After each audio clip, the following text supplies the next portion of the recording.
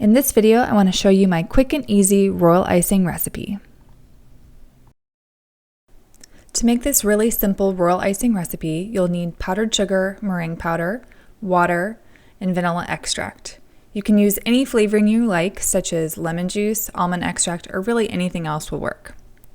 First, I add my meringue powder to my powdered sugar. Some people will actually whip their meringue powder with water before adding it to their powdered sugar, but I prefer this method because there will be less air bubbles in the resulting icing.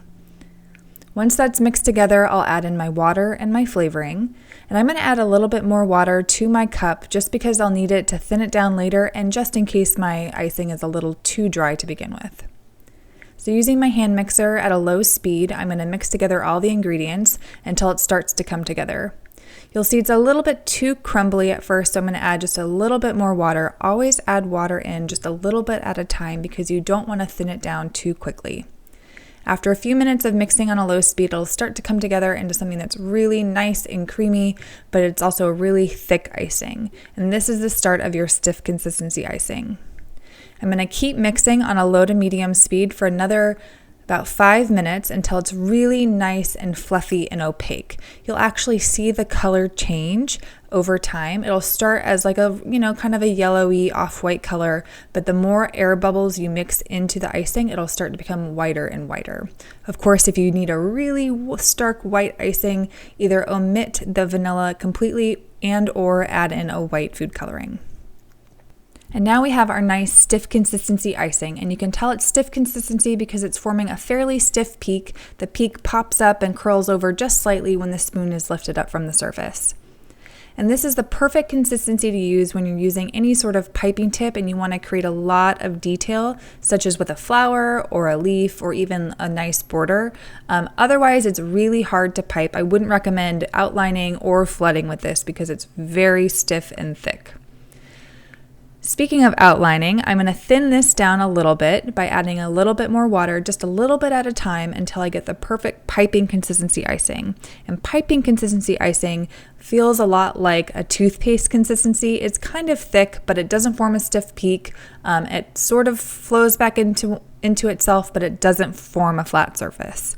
So you can see it's a really gentle peak when the spoon is lifted up from the surface, and it'll be perfect for writing, for outlining, or for creating any sort of small details.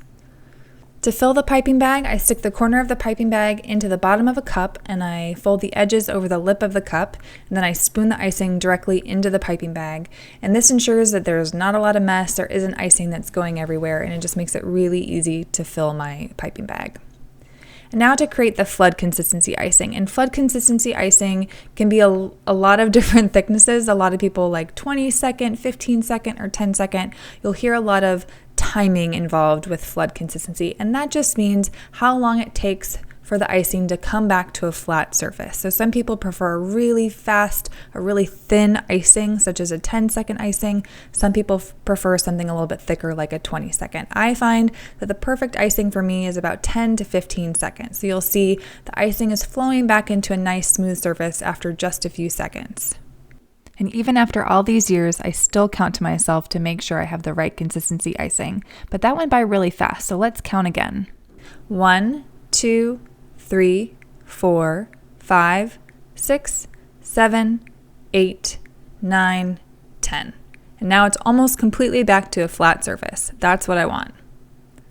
But we're not quite ready to put our icing into a piping bag. First, we want to get rid of as many air bubbles as possible. And to do that, I let my icing sit for 30 seconds to a minute and watch all those air bubbles rise to the surface.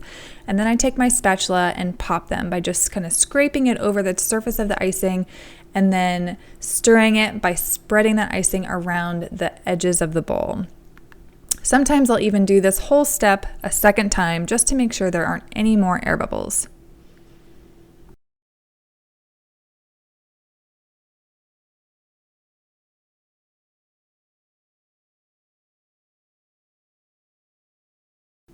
Okay, now I think we've gotten rid of most, if not all, of the air bubbles that exist in that icing, so it's time to put into our piping bag. So once again, I put a piping bag into a cup and I fold the edges of the piping bag over the lip of the cup and then spoon my icing directly into the piping bag.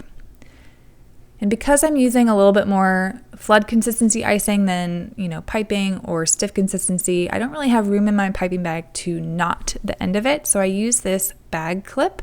You can really use any bag clip or even a rubber band to tie it off. It just makes it a little bit easier, and you can refill the bag easily. So there you have it. That's how I make my royal icing. I hope you enjoyed this video, and if you want to see more cookie decorating videos and how-tos, subscribe below.